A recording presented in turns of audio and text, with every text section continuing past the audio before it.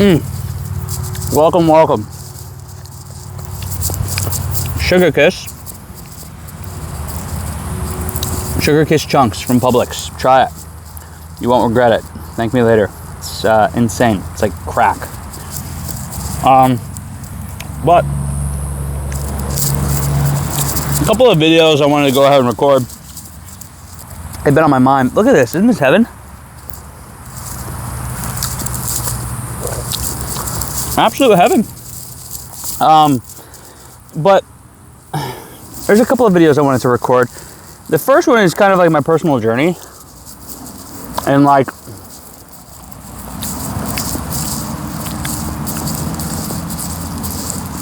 my ability to receive feedback. I've never really been able to receive feedback, and I think I'm starting to understand why.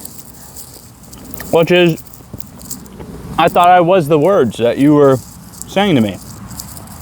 You know? And it's just like, it's so funny. I have sought out the fields that if you want to be great in, it's quite the challenge to do that without feedback.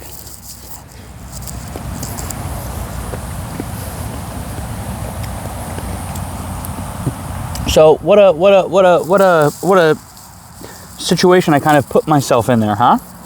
But I've been able to take feedback these past 2 days, which is marvelous to me because I haven't been able to. And it all came from Krishnamurti, Jiddu Krishnamurti. I just call him Krishna.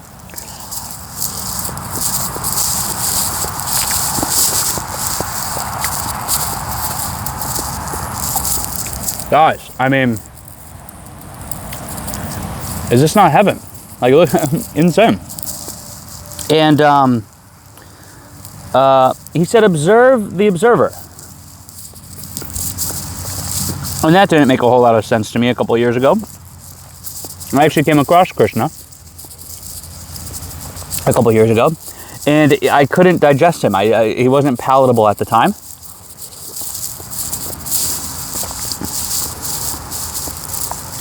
I just couldn't understand him. So I didn't learn from him. I didn't study him. Guys.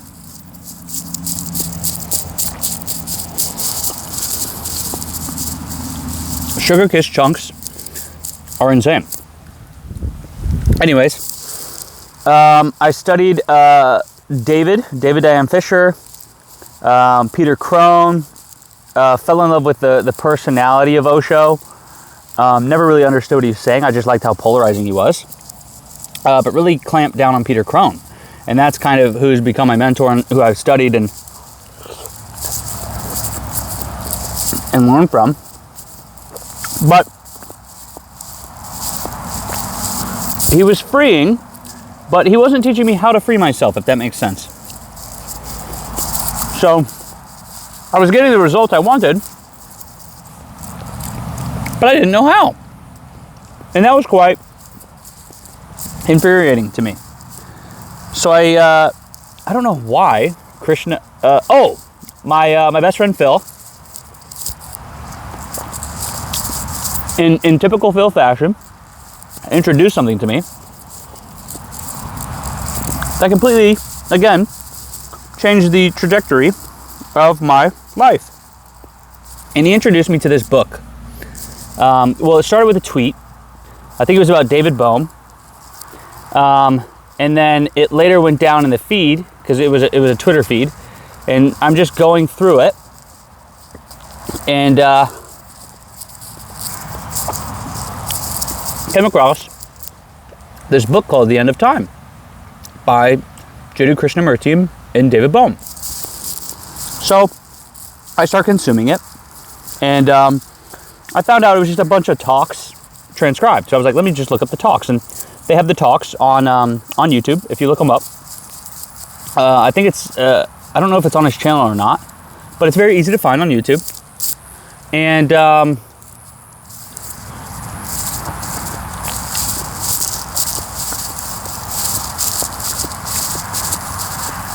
And I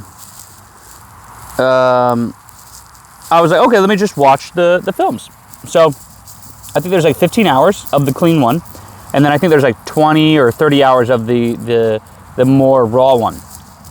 I've been on the first one. I've probably watched it, at least 8 times now, because it's just so mind-blowing to me what they talk about in the first hour and a half. So there's like 15 hour and a half talks between Krishnamurti and Bohm, and guys, it is the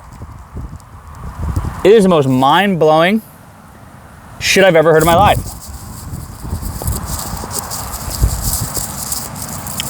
Now, if you showed this to me 2 years ago, I probably wouldn't have understood it. Okay? Because I tried understanding Krishnamurti, and it just didn't make sense to me.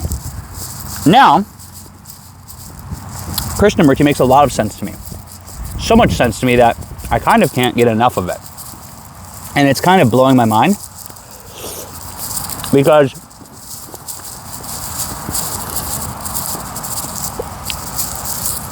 it's showing me how Peter is doing what Peter is doing.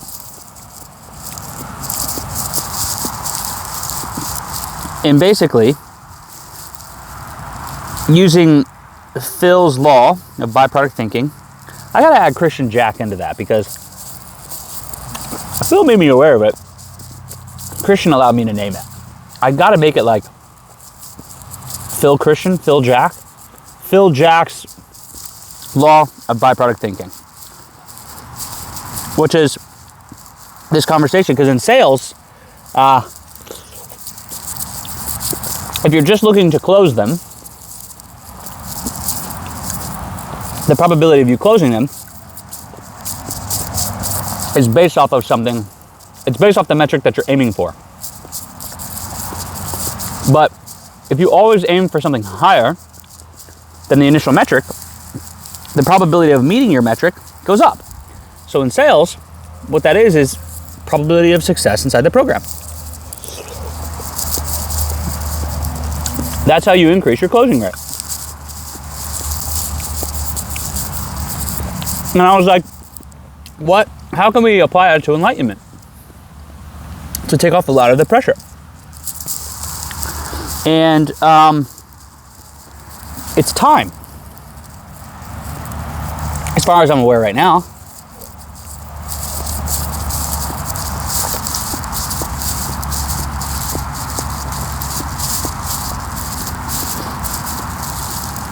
It's time. So if we can collapse time, how will that help us achieve enlightenment? Well, based off of what I'm learning,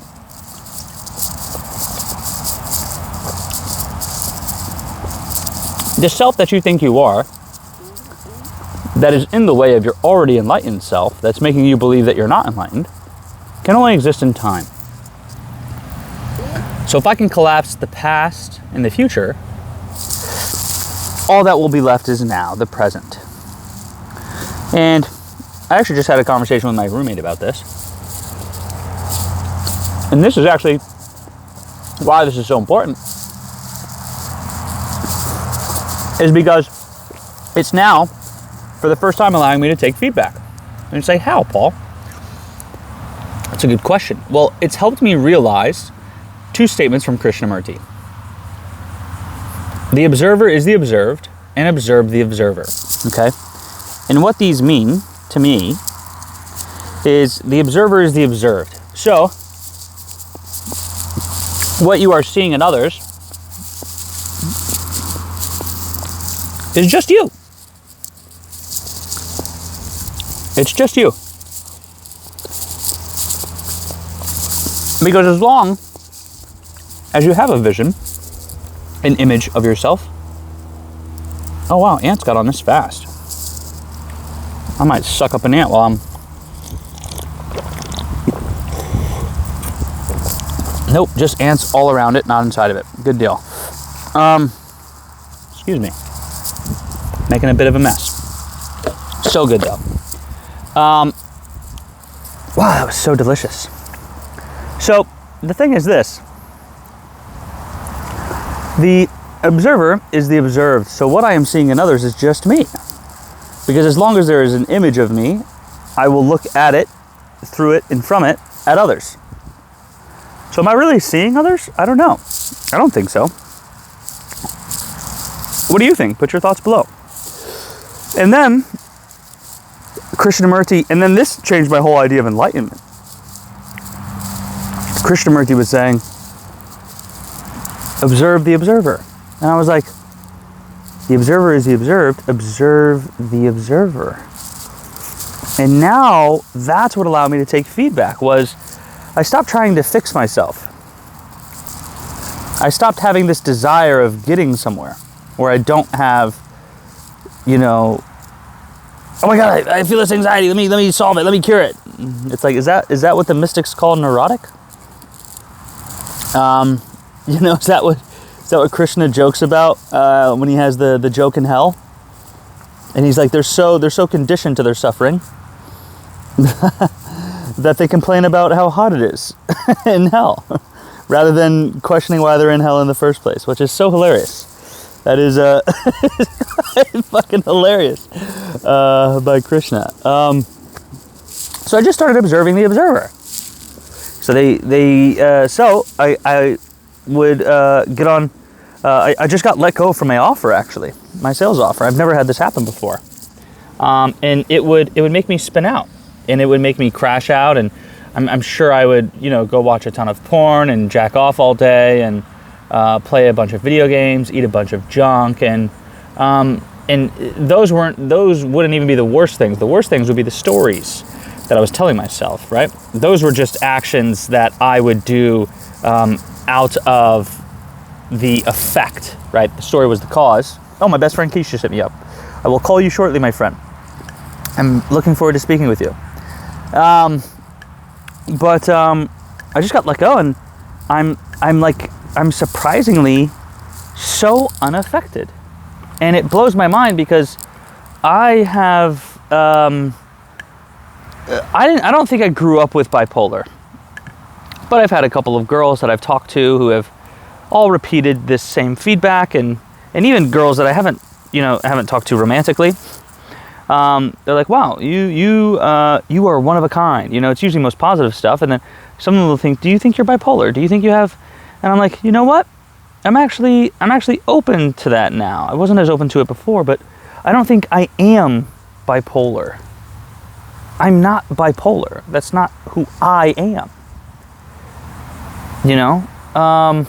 And I'm trying to kind of nail down, because this would be a moment where I would be extremely bipolar. And I'm not, and I'm quite fascinated because this is marking a very monumental change for my life, because I'm not experiencing bipolar right now, guys. Which is making me question bipolar. I've never been actually, I don't go to doctors. I was diagnosed with ADHD and OCD and SAD and GAD and all this bullshit. Just saying it out loud is so retarded.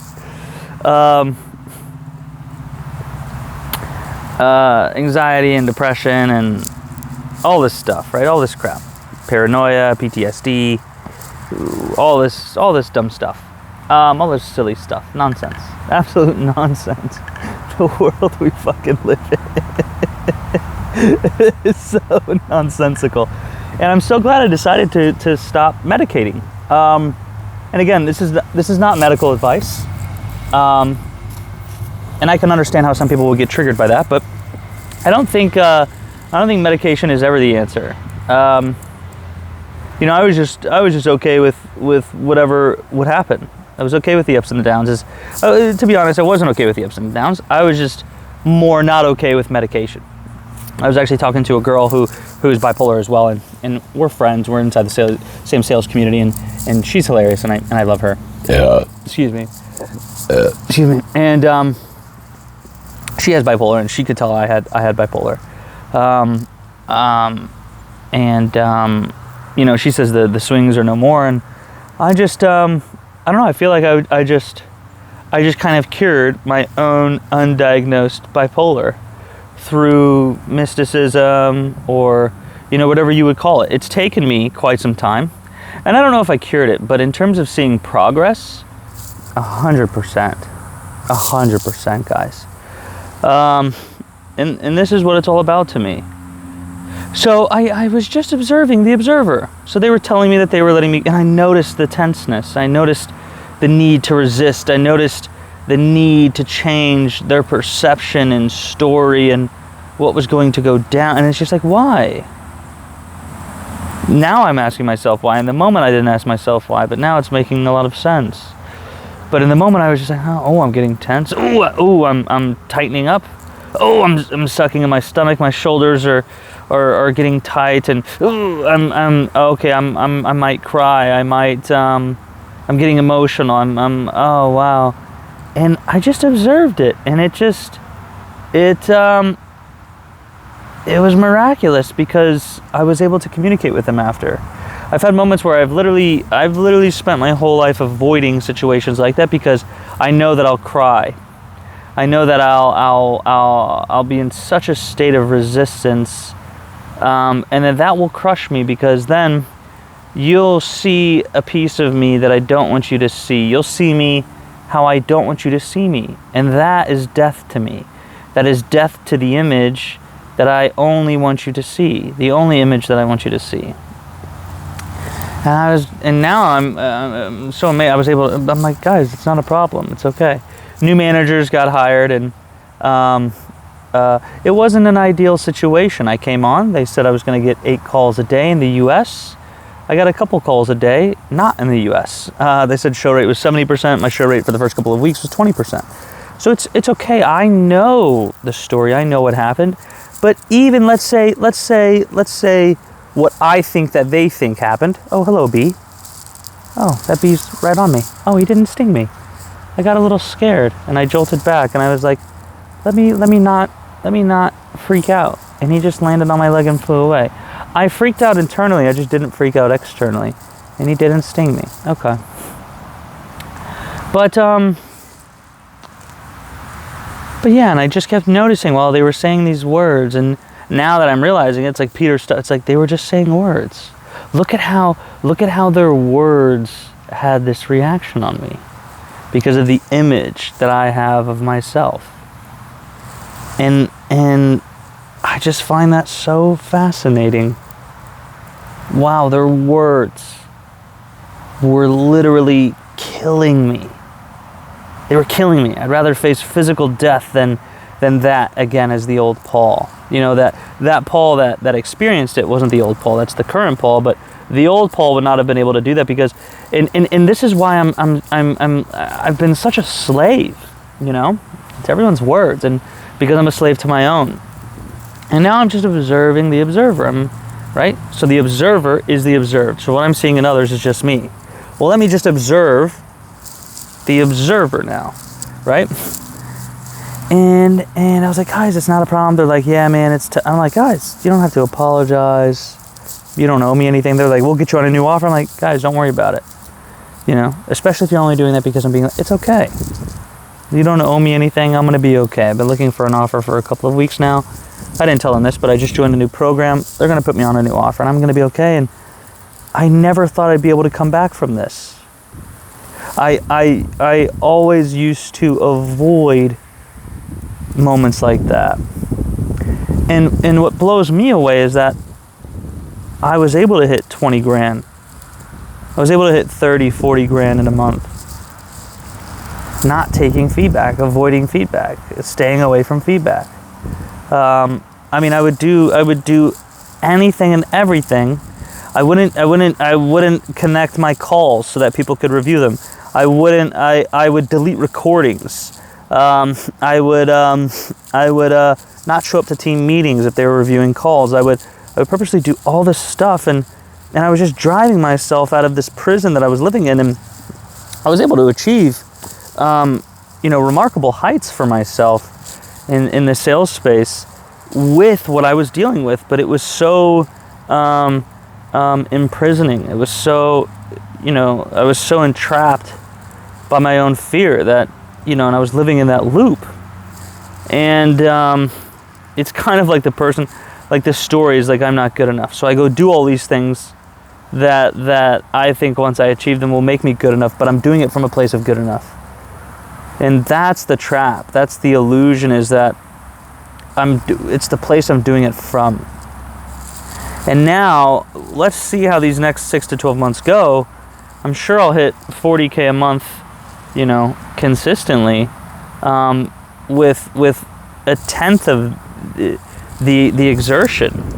Right? I'll be frictionless, because I'm starting to align with myself. I won't be so out of alignment. I won't be so, as Krishna likes to say, fragmented, which I love. I love that word because it is such a state of fragmentation.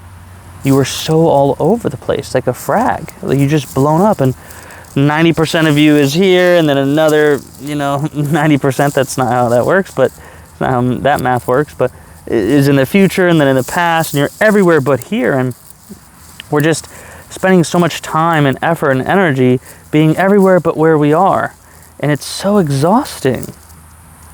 It's so exhausting to be looking at now through the lens of the past. It's so exhausting to be looking at now through the lens of the future.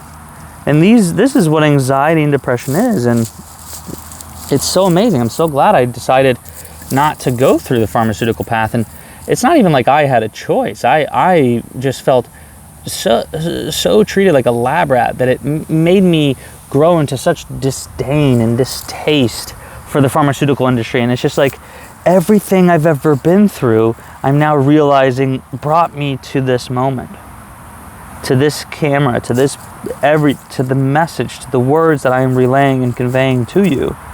And how miraculous is it to see that all the way through? Because I was under absolute certainty I was not going to make it. I wanted to kill myself every single day. It was just pure exhaustion, and I held on for dear life to the point where I just walked around with such hopelessness. Absolute hopelessness. And it was the scariest feeling ever. It was quite scary, and I'm amazed even how I'm able to speak on it and talk about it right now. It's actually blowing my mind. Like the transformation that I am making, it is quite amazing. And I just want to do this. I want to be this. I am this.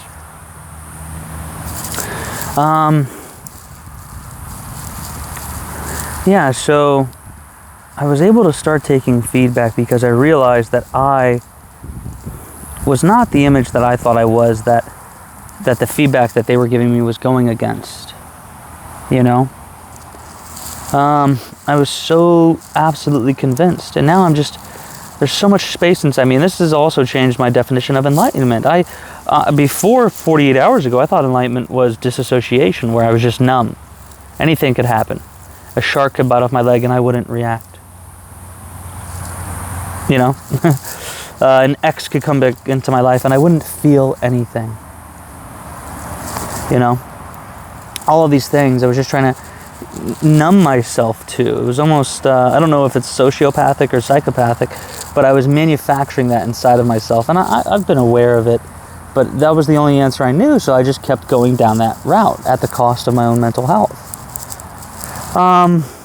But now it's just like, it's not about not having the feeling, because I'm not the body. So I'm sitting here trying to train my body to not feel, and I felt, and a lot of people, I'm so glad I had this role play where I was objection handling, and they're like, wow, that's really condescending. And I was just like, interesting. I'm receiving feedback again, and wanted to resist and fight back, and I just said, let me observe the observer.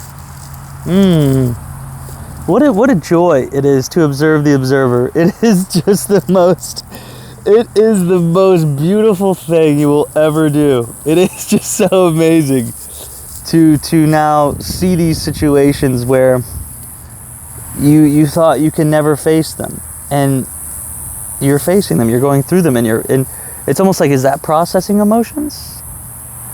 Right? Just the ability to not interfere. The ability to not get in the way, to not interrupt, to not fight back, to not point from, to just let it pass through. You are revealing it. Thank you. Now let me just Oh wow, look at this come up inside me. Oh wow, look at this need to protect myself. And all of these just sensations and thoughts and everything, and it's absolutely miraculous, and it is such a joy. I can easily see how this will become an addiction of mine. But yeah, I just wow. Just so amazed by it. But what was I saying? Oh yeah, she said I was condescending, and what was I saying before that? Able to take feedback. What was I saying before that? Oh, I am not the body. Right? So I was like, I intellectually knew that, but I wasn't living from that because I was trying to disassociate from the sensations that the body was giving me, and then I was using that as feedback that I have become more enlightened. But I actually became more psychopathic or sociopathic, whichever one where I'm able to disassociate. Or maybe I just became dissociopathic. I just made that up. But I've been a great dissociopath. And now it's like, oh, I get it. Oh, look at that bird. That bird's beautiful. Look at that. Wow. I'm even just noticing I want to label it and name it. And Krishna is like, just observe without words. And it's just like, let me take that bird back. I don't know what that is. What is that? I don't know. I know what other people call it. I don't know what that actually is, though. I don't actually know what that is. What is that? That scares me. It's like... Because it's like, what if... Oh, it scares me because I think I know... Because I was like, what about a shark? And it's like, I know what that is. That thing's going to kill me. And it's just like, that's because I think I know what it is. And sure, it might kill me. But, I mean, I don't know. I'm becoming... The longer I go on this journey, the less afraid I become of death. But yeah, I was so attached to the body. Like, I knew that I wasn't my body, but like I knew it intellectually, but I wasn't embodying it. And now I'm able to realize that I am it on both levels. I'm aware of it on both levels because I know that I'm not the body, but then now I actually know through the physical experience because I'm allowing it to happen. And I wouldn't allow it to happen because I thought I was the body. So I would reject all of these sensations, and that's where the path of processing your emotions actually comes from, at least for me, right? At least for me. I'm now able to process my emotions, and I haven't been able to up to this point because I was so convinced I was the body. And now that I know that I'm not, I'm okay with it being the soundboard, like that things travel through. And it's just like, oh, I think I have this image, and it's like the body is kind of responding to the subconscious image that I have of myself, and it makes sense. It's like, oh, okay, so what type of image would I have to have of myself for me to respond to this feedback in this manner? Interesting. Okay, interesting. It's like, and why am I even responding to this? Oh, because I believe that I am this image, right? Because there's this image we project, and then there's this image that we think we are, that we're afraid that other people will see. So as a response mechanism, as a protection, we'll portray this other image, and it's just like, oh, how interesting. Wow, very cool, this experience. Yeah, it's like a little puzzle. I like it. And it's a puzzle that benefits me. It's not some puzzle that I just put together and it's like, what the fuck is this? Like, that was cool. We just spent an hour in a cabin. No, it's just like, I am actually not suffering as much anymore, even though the elements of suffering are still present, you know? Like, you can have these reactions that we will label as suffering, and we think that we want these responses to end. And it makes sense. Because as long as you are under the impression that you are these responses, you will want them to stop because you think they are you. And as long as you are having them, then it means that this image that you are afraid to be seen as is true. And once you come to the absolute pleasure of an arrival to arrive at, where you just understand and know that you are not these things that are happening inside you. You no longer have the urge to fight. You no longer have the urge to protect, and it's okay. And the cool thing is, you don't have to do what David Diane Fisher tells you to do, which is to parent yourself through it. You just observe it. There's no need to parent it. You don't need to parent. Parenting it almost reconfirms that you are it. I don't want to parent myself through anything. I want to just observe. Interesting. I'm reacting this way. I want to respond. Wow, I'm observing the observer. Wow. Guys, absolutely life-changing. Okay, I'm going to go have a good chat with my two best friends about this now. Cheerio.